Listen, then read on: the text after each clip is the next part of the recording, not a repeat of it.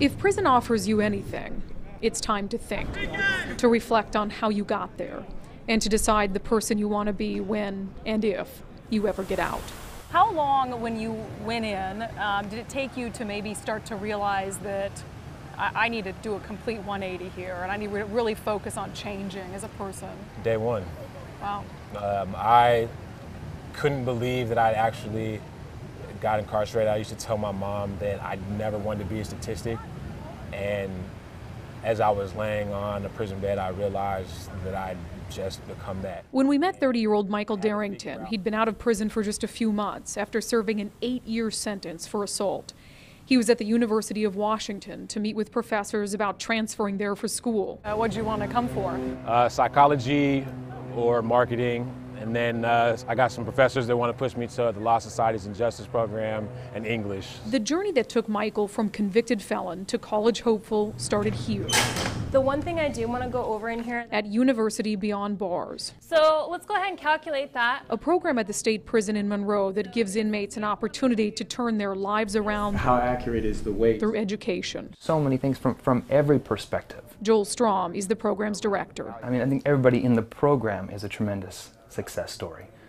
To come from where they were to where they are today, right, is extraordinary. They really kind of showed me a way to be an intellectual, and I never thought at 22 that I could possibly transfer to the University of Washington, and that started trying to drive me. And along the way, Michael met other inmates with the same drive. I'd love to chat now, but I'm kind of in the middle of something. So. 29-year-old Spencer Oberg served nearly 7 years in prison. So how long have you been out?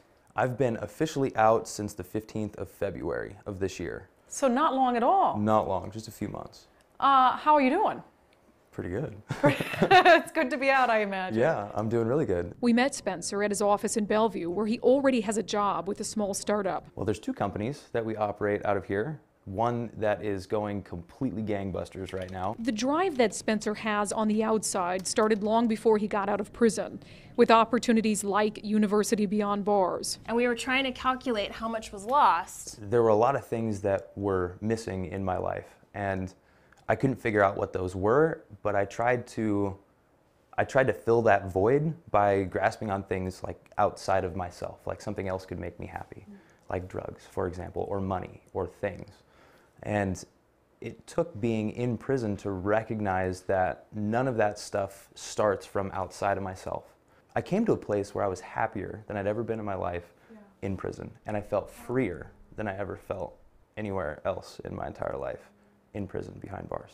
So that they're both in the same units. For those who help with the UBB program, it's not just about bettering the lives of inmates, but everyone around them. The work itself has an impact that extends far beyond these prison walls.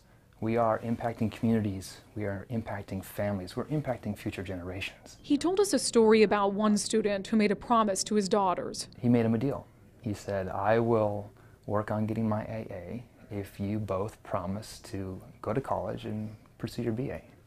Well, he is graduating this fall with his AA, and his daughters are tremendously proud. But perhaps the most important promise any of these men can make to themselves and everyone around them is that they will never, ever come back to this place. Any doubt in your mind that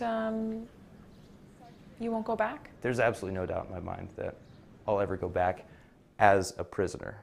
I will absolutely go back and pay it forward for what other people sowed into my life. If you're really concerned about recidivism, I'm walking down your street, you won't know, maybe you'll see on this interview that I live next door to you.